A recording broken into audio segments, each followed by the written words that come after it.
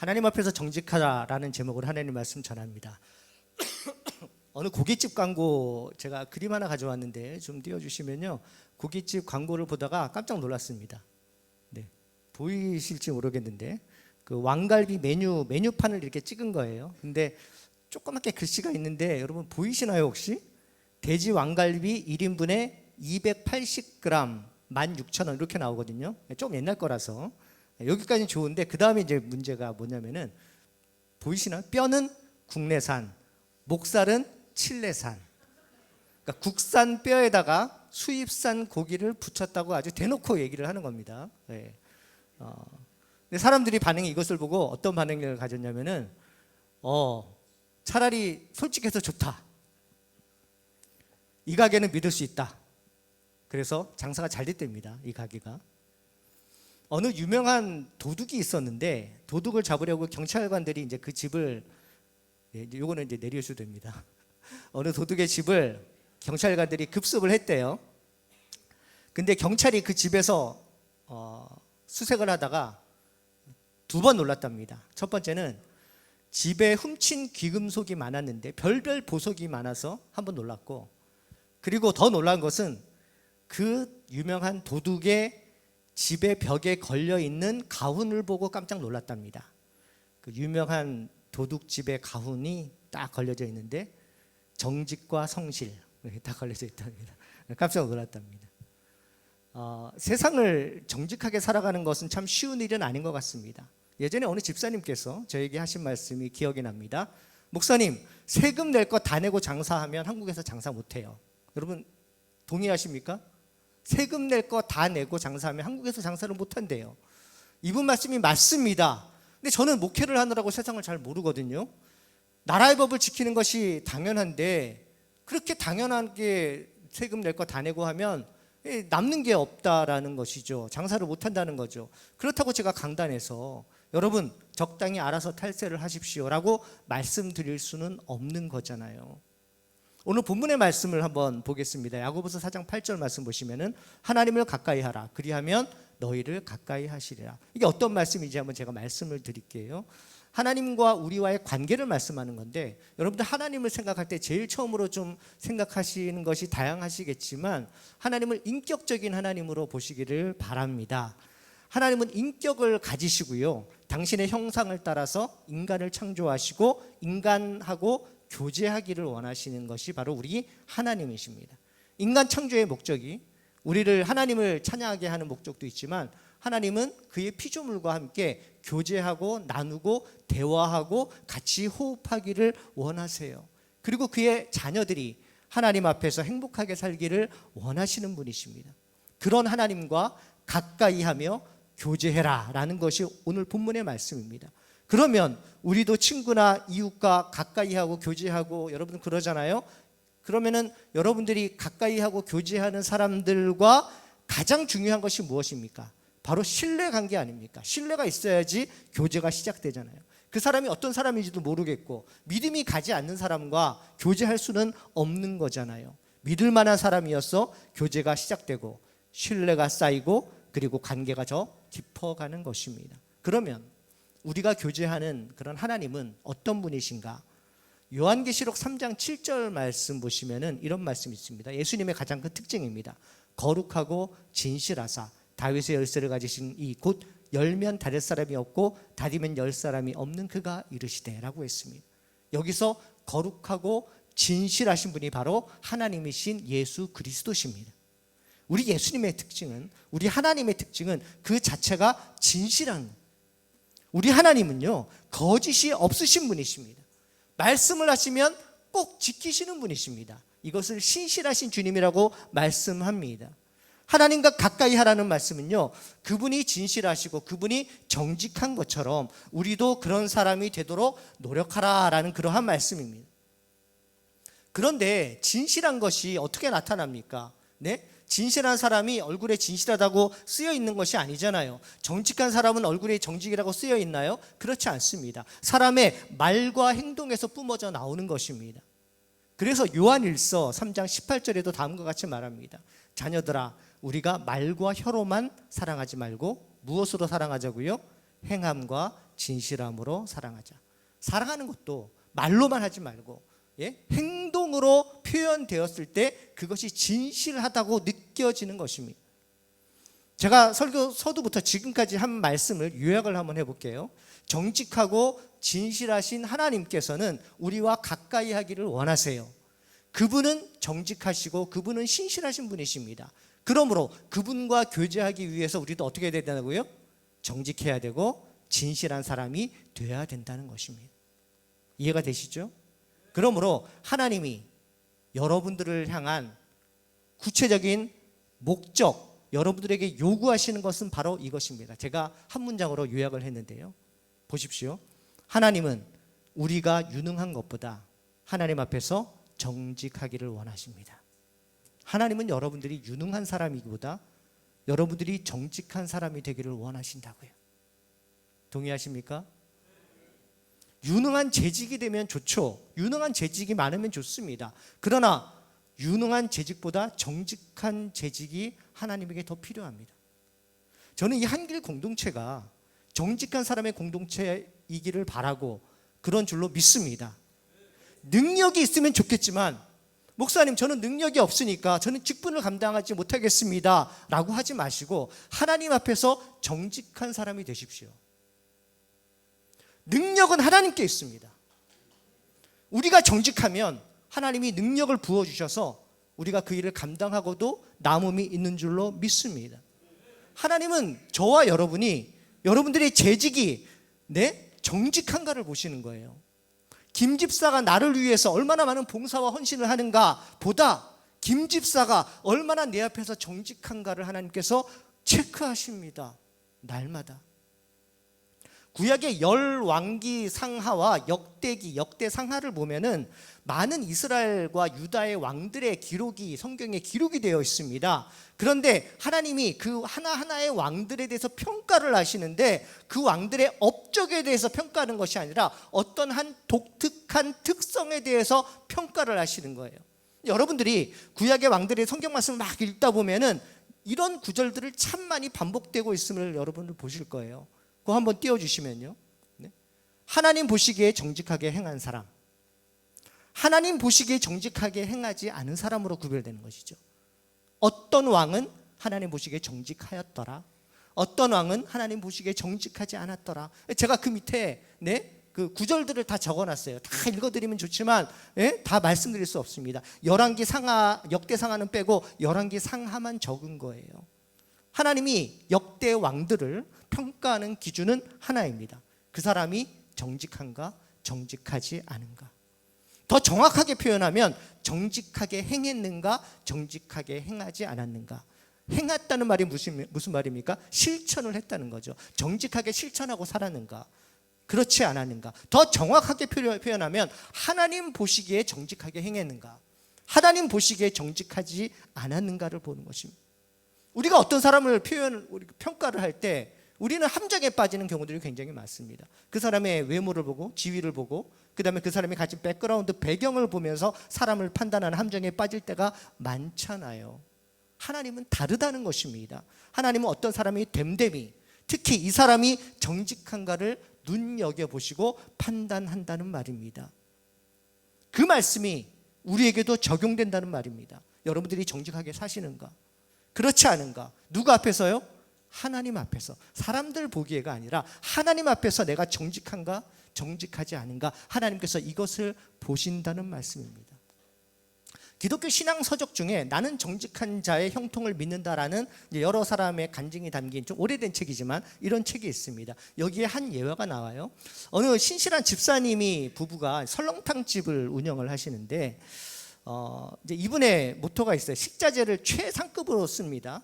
그리고 우리 가게는 정직한 사고를 우려내서 판매하는 집이라고 자부심을 가지고 실제로 그렇게 이제 생활하면서 그렇게 판매를 하는 그러한 집입니다. 근데 어느 날은 사고를 잘못 왔는지 잘못 샀는지 아무리 끓여내도 뽀얗게 나오지가 않아요. 설렁탕 뽀얗게 나와야 되잖아요. 아무리 끓여도 허연 물만 나오는 거예요. 그래서 이제 뼈를 공급해주는 그 사장님 집에 전화를 했습니다. 아니 오늘은 왜 어떤 뼈가 왔길래 이렇게 물이 멀겋습니까? 라고 하니까 그 사장님이 하시는 말씀이 아유 오늘 제가 좀 잘못 보낸 것 같습니다. 미안한데 오늘 하루만 프림을 좀 타시죠. 그리고 내일부터는 최상급의 제가 뼈를 보내드리겠습니다. 이렇게 얘기를 하는 거예요. 순간에 얼마나 이분이 갈등이 되겠습니까? 네? 장사하시는 분들은 아시지만 장사한다고 그랬다가 문을 갑자기 닫으면 단골이 끊긴다고 하잖아요. 결단을 해야 되는 그런 상황인데 집사님 부부가 결심을 하고 결단을 내립니다. 네? 그리고 뭔가를 써가지고 가게 앞에다 붙입니다. 뭐라고 붙이냐면 오늘 재료가 좋지 않아서 오늘은 영업을 하지 않습니다. 그렇게 가게 앞에다 붙여놓고 지금까지 끓이던 사골 국물을 다 쏟아 붓습니다. 내가 돈은 못 벌지만 거짓말은 하고 싶지 않았던 것이죠. 예수 믿는 자로서 멋지지 않습니까? 근데 손님들이 나중에 이 소식을 알고서 가게를 더 믿게 되었고 이런 가게라면 내가 앞으로도 계속 가겠다. 그래서 번창했다는 기사가 이 책에 기록이 되어 있습니다.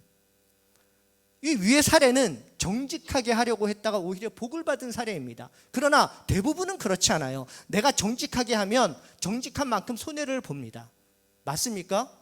그러니까 정직하게 하려고 결단을 할 때 내가 정직하게 해서 손해를 보더라도 그것을 감수하겠는가라는 질문에 답을 할 수 있어야 돼요. 그 답을 미리 준비를 하고 계셔야 된다는 거죠. 그리고 그 손해를 감수하는 겁니다. 예수님이 십자가에서 내려오지 않은 것과 같은 거예요.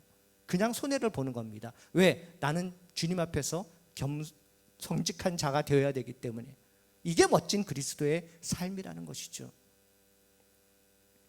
부끄러운 얘기지만 제가 그 신학교 다닐 때 충신 신대원 다닐 때 부끄러운 고백인데 하나를 좀 하겠습니다. 기말고사를 보면은 이제 저 문과 체질이라서 이렇게 논술을 쓸 때 이렇게 몇 장을 주면 이렇게 논술을 쫙 쓰는 거예요. 한국 선교 역사 박용규 교수님의 시간에 기말고사를 보는데 뭐 한국 선교 역사에 대해서 논술을 하시고 막 이렇게 써가지고 그 다음에 앞에 나와가지고 이렇게 내고 그리고 이제 가면 되는 거예요.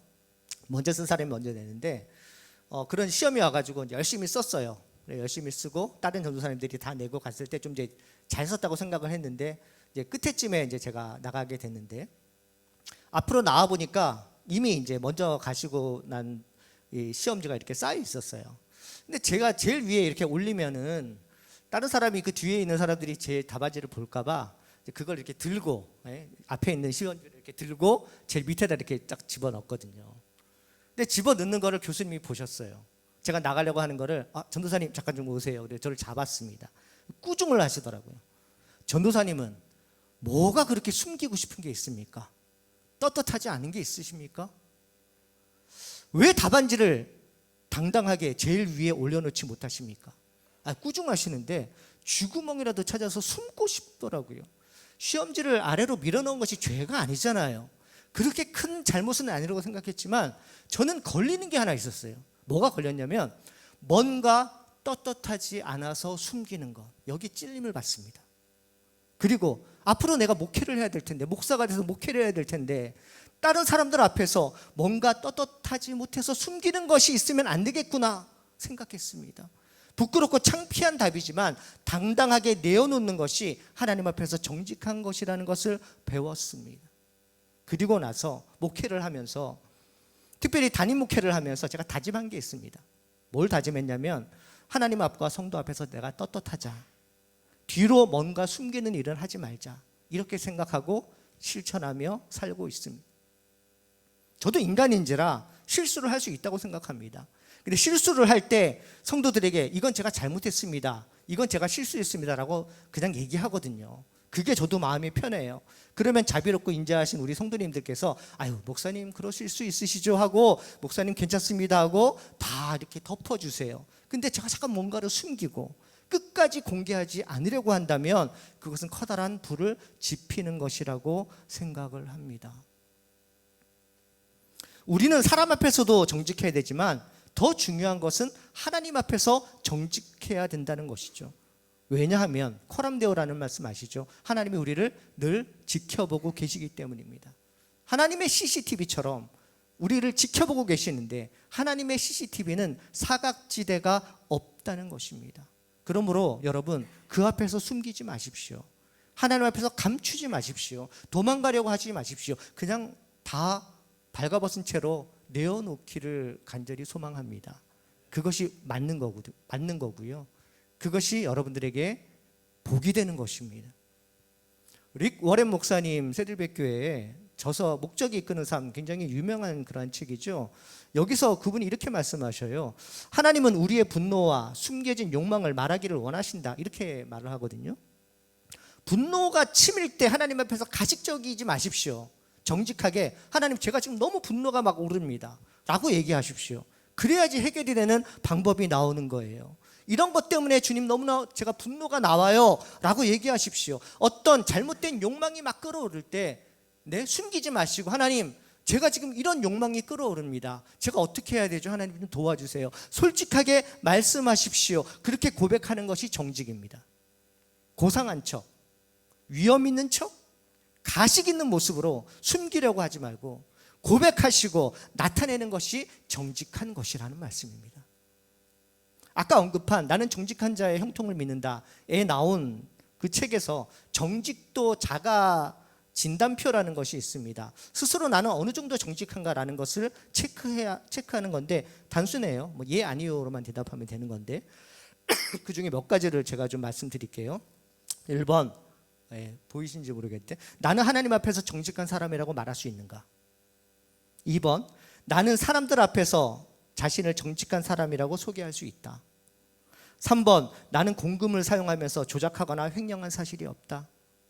4번, 나는 업무와 관련해서 뇌물을 받아본 적이 없다. 5번, 나는 나에게 아무리 큰 이익이 돌아올지라도 정직하지 않으면 포기할 수 있다. 6번, 나에게는 나의 정직을 믿어줄 사람이 적어도 한 명 이상은 있다. 한번 여러분 스스로 한번 자가 진단을 한번 해보시기를 바랍니다. 나는 얼마나 정직한가?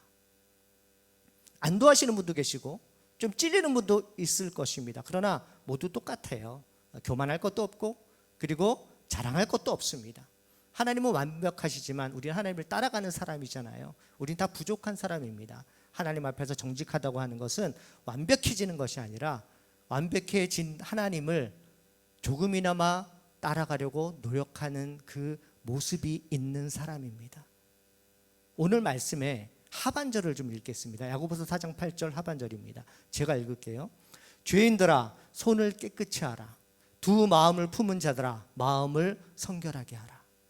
하나님께 가까이 가려고 하는 사람은, 즉 하나님 앞에서 정직한 사람은 손을 깨끗이 하는 사람입니다. 손에 더러운 것을 묻히지 마시기 바랍니다. 여러분, 두 마음을 품지 마시기 바랍니다. 하나님을 섬기면서 세상은 어쩔 수 없다고 말하지 마십시오. 하나님의 방법대로 가십시오. 나는 어쩔 수 없었어, 세상이 그런데 라고 스스로 합리하지 마시란 말입니다. 세상이 아무리 그래도, 세상이 얼마나 타락하고 세상은 그런 방법으로 살면은 바보란 소리를 들어도 그 길로 걸어가시는 여러분들 되시기를 주님의 이름으로 축복합니다. 그런 재직들이 한길교회 재직이 되시기를 주님의 이름으로 축복합니다. 하나님은 그러한 사람을 쓰시기 때문입니다. 한길교회의 역사를 제가 잘 알지 못하지만 새로운 젊은 목사님과 함께 꿈을 꾸고 그 꿈을 이루어가는 여러분들 되시기를 주님의 이름으로 축복합니다. 교회는 세상 조직과 달라서 세상의 법칙대로 진행되지 않습니다. 그러나 하나님의 도우심으로 신비한 일들이 많이 일어납니다. 저도 많이 경험을 했고요.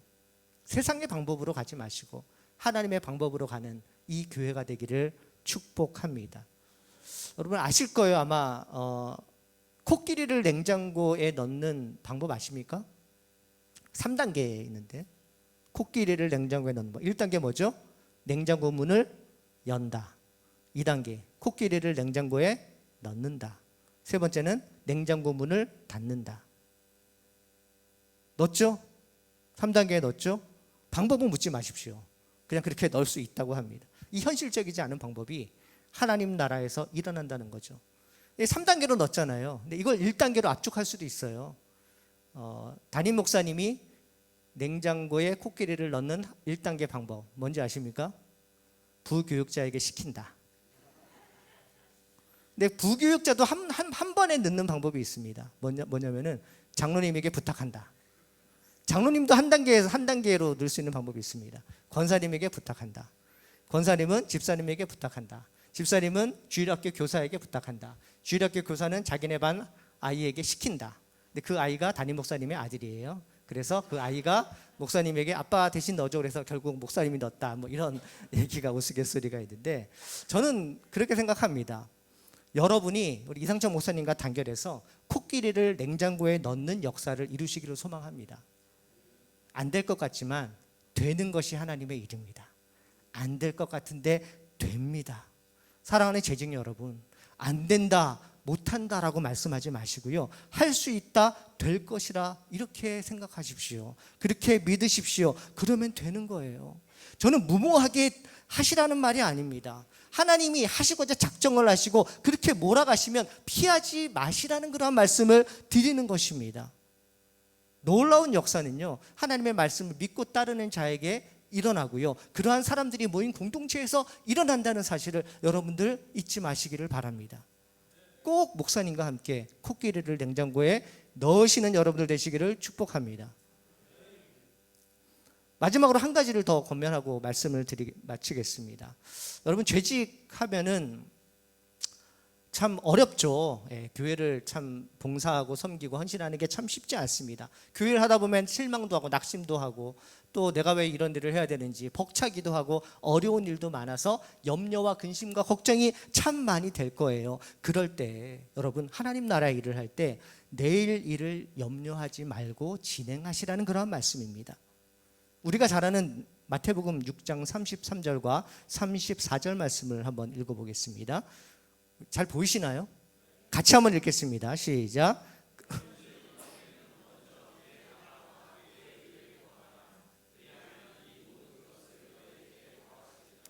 그러므로 내일 일을 한날의 괴로움은 그날에 족하니라. 보세요. 이제 우리의 우선순위가 어디에 있는가? 하나님께 두면 하나님께서 보장해 주신다 그런 내용인데, 그 하나님께 우선순위를 두고 하나님 나라의 일을 하면 하나님께서 우리의 근심과 걱정을 다 지워주신다는 그러한 잘 아는 말씀입니다. 그런데 우리가 잘 아는 이 말씀이 내일 일은 내일 염려하라 라는 것으로 여러분들 이해를 하는데, 말씀을 잘 보시면 그게 아니거든요. 내일 일을 내일 염려하는 게 아니에요. 말씀을 잘 보십시오. 내일 일을 내일 염려하는 게 아니라 내일 일을 내일이 염려하는 겁니다. 이해가 되시나요? 그러니까 이 내일이라는 것이 시간의 부사로 쓰이는 것이 아니라 명사로 쓰이는 거예요. 그래서 내일 염려하는 거랑 내일이 염려하는 거랑 다른 거거든요. 영어 성경에도 이렇게 나와요. 그러므로 너희는 내일에 대해서 염려하지 마라. 그다음에 왜냐하면으로 써있죠. 포가 tomorrow will worry about itself입니다. 무슨 말이냐면 tomorrow가 걱정을 하는 거예요. 뭐에 대해서? 그 자신에 대해서, 내일이 자기 자신에 대해서 염려를 하는 거라고요. 이해가 되시나요? 집사님이신가요, 앞에? 네, 우리 집사님 계신데 집사님이 근심 걱정이 전혀 없어 보이시는데, 예니까 우리 집사님이 근심 걱정이 많다고 한번 가정을 한번 해보겠습니다. 성이 어떻게 되시나요? 조 집사님. 조 집사님이 내일 교회 일을 하다가 내일 일에 너무 걱정과 연심이 많아요. 예? 그랬는데 하나님께서 이제 부르시는 거 불러가지고, 조 집사야, 너 무슨 걱정이 많냐? 내일 이거 해야 되는데 너무너무 걱정이 많아요. 이렇게 얘기를 했을 때, 네? 하나님이 어떻게 이제 이 말씀을 이해하는 것이 옳으냐면, 바깥에 내일 있니? 내일 좀 들어오라 그래. 그러면 내일이 어떤 명사거든요. 부사가 아니라. 그럼 내일이 쫄래 들어와요. 그럼 하나님이 내일에게 얘기하는 거야. 야, 너 누구냐? 저 내일인데요. 그래, 얘가 너에 대해 자꾸 걱정해. 너 일은 너가 걱정해야 되지 않아? 네, 맞아요. 저 일은 제가 걱정해야죠. 그렇지, 내일 일은 내일이 걱정하는 게 맞지? 네. 그래, 내일부터 너가 걱정해. 그리고 가. 그리고 내일을 보냈어요. 그리고 얘기하는 거예요. 너 이제 걱정하지 마. 내일 일은 내일이 걱정한대. 이해가 되셔요? 그 말씀입니다. 그러니까 시간적인 개념으로 내일 일을 우리가 내일 걱정하지 말라는 것이 아니라 우리는 내일 일을 걱정하지 않아야 되는 것입니다. 왜? 내일 일은 그 주체인 내일이 걱정하기 때문입니다. 걱정하지 말아야 될 이유가 바로 여기에 있습니다. 주일을 하다가 걱정, 근심, 염려하지 마십시오. 주님께서 해결해 주십니다.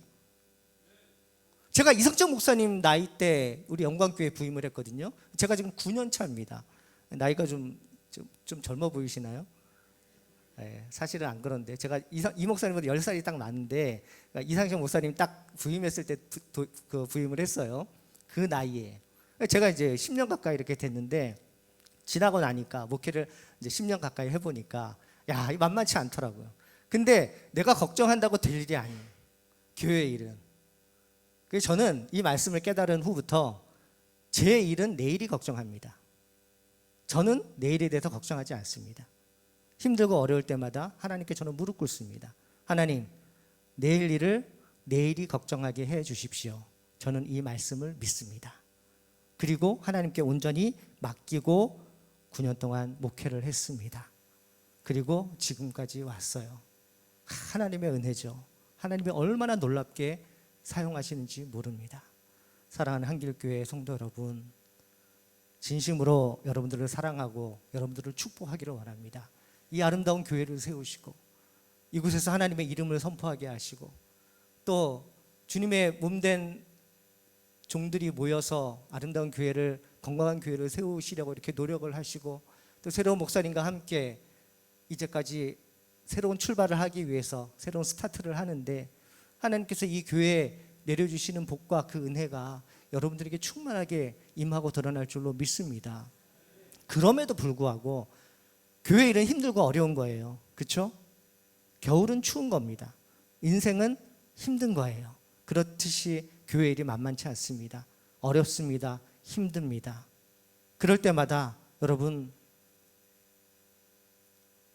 한 목사가 전해준 이 말씀이 여러분들 마음속에 잘 박혀서 잊히지 않은 말씀이 되기를 간절히 소망합니다. 어떤 재직이 되기를 원하십니까? 하나님 앞에서 정직한 재직이 되십시오. 어떤 재직이 되기를 원하십니까? 하나님이 하실 일들을 기대하는 재직이 되기를 소망합니다. 어떤 재직이 되기를 원하십니까? 걱정과 근심을 내려놓고 하나님만을 의지하는 재직들이 되기를 소망합니다. 저는 하나님의 뜻이 이 교회를 통해서, 우리 목사님을 통해서 이 지역사회에 넘쳐나게 임할 줄로 믿습니다. 하나님의 뜻이 이 교회를 통해서 정말로 하나님의 기여하신 뜻이 이루어질 줄로 확신하며 기도합니다. 우리 재직 여러분 힘내십시오. 파이팅 하십시오. 하나님의 은혜가 여러분들과 함께 하시기를 간절히 축복합니다.